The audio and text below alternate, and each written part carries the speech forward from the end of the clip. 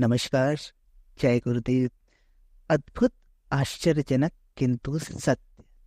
जी हाँ, ये किताब ऐसे अनुभवों का सार है, ऐसे अनुभवों का संकलन है जहाँ परिजनों ने गुरुदेव के आशीर्वाद से, कृपा से अपने जीवन में चमत्कार पाया, अपने जीवन में परिवर्तन पाया, अपने जीवन में कुछ ऐसा पा लिया जिनकी उन्हें उम्मीद नहीं थी।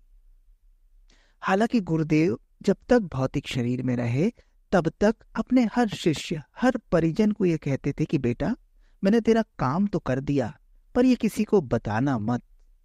अगर तुम सबको ये बताते रहोगे तो सब मुझे एक सिद्ध संत समझ लेंगे, चमत्कारी बाबा समझ लेंगे, और फिर मेरा काम करना मुश्किल होगा, यहां से वहां तक लाइन लग जाएगी।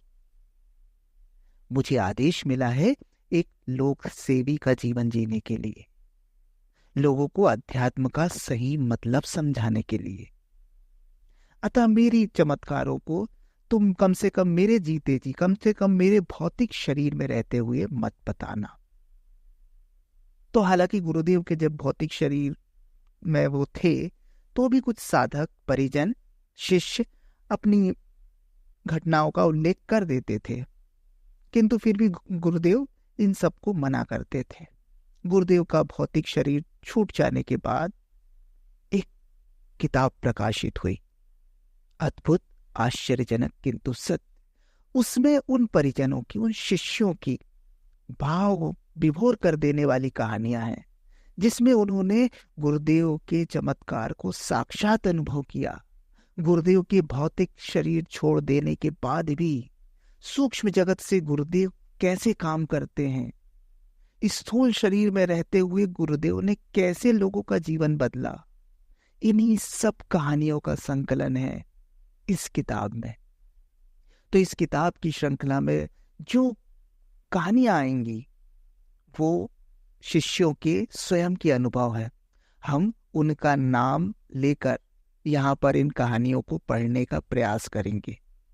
इन कहानियों को आपको बताने का उद्देश्य किसी प्रकार के अंधविश्वास या अंधश्रद्धा को बढ़ावा देना नहीं है, बल्कि ये कहानियां आपको बताएंगी कि अगर अपने गुरु में, अपने आराध्य में, अपने इष्ट में एक निष्ठ हैं हम, समर्पित हैं हम, श्रद्धावान हैं हम, तो निश्चित रूप से हमारे जीवन में भी चमत्कार हो सकते हैं।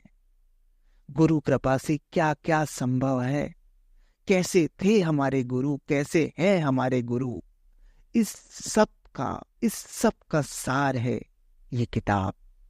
तो इस किताब की एक एक कहानियां, एक एक वीडियो के माध्यम से आपके सामने हम प्रस्तुत कर रहे हैं। आप भी इनका आनंद लें और अपने जीवन में अपने आराध्य, अपने इष्ट के प्रति समर्पण भाव लाएं। समर्पण से चमत्कार घटित हो सकते हैं। तो शुरू करते हैं। रामानंद सिन्हा जी बतलाते हैं कि सन 1970 से ही मैं अखंड ज्योति पढ़ता आ रहा हूँ। उससे हमेशा प्रेरणा प्रकाश प्राप्त होता रहता है। शांति कुंज पहली बार गया सन 1984 जनवरी में। एक मासीय शिविर में भाग लेने के लिए पहुंचा था। गुरुदेव उन दिनों सूक्ष्मीकरण साधना में थे। वे किसी से मिलते नहीं थे। उनके कक्ष में गिने चुने लोगों को ही जाने की अनुमति थी। गुरुदेव के दर्शन नहीं हो पाए, इसका मुझे बहुत मलाल रहता था।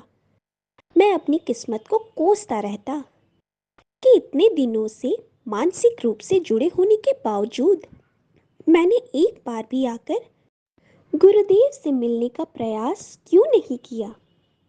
पता नहीं फिर कभी दर्शन हो पाएंगे भी या नहीं। बार बार मन ही मन उनसे याचना भी करता रहता कि हे गुरुदेव, किसी प्रकार कभी तो दर्शन दे दो। उसी वर्ष फरवरी की बात है। मैं पटना से गया जा रहा था। ट्रेन में बहुत भीड़ थी। लोग बोगियों की छत पर भी सवार थे। बोगियों के अंदर स्थान न होने के कारण हम कुछ एक भाई दरवाजे के पास खड़े थे। मेरा पूरा शरीर बाहर की ओर लटका हुआ था।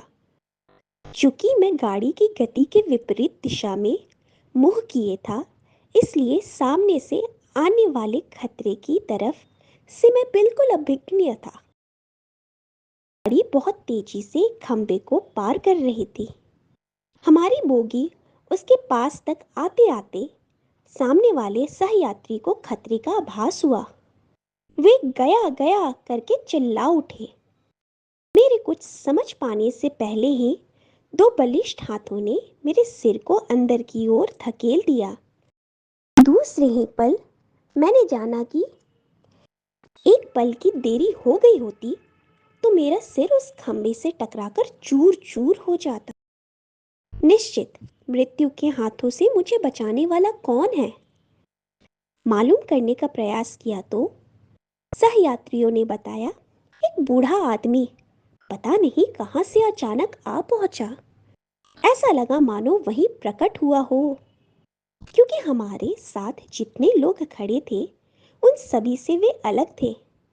चेहरे का वर्णन जैसा उन्होंने किया उससे मालूम हो गया कि वे पूज्य गुरुदेव के अतिरिक्त कोई और नहीं हो सकते। दर्शन ना कर पाने का दुख जाता रहा। उनका स्पर्श आज भी अनुभव होता रहता है। उसी दिन मैंने जाना कि गुरुदेव को मन से पुकारने वाले को वे कभी खाली नहीं लौटाते। उनका सहयोग, संरक्षण आज भी अनुभव करता रहता हूँ। जय गुरुदेव।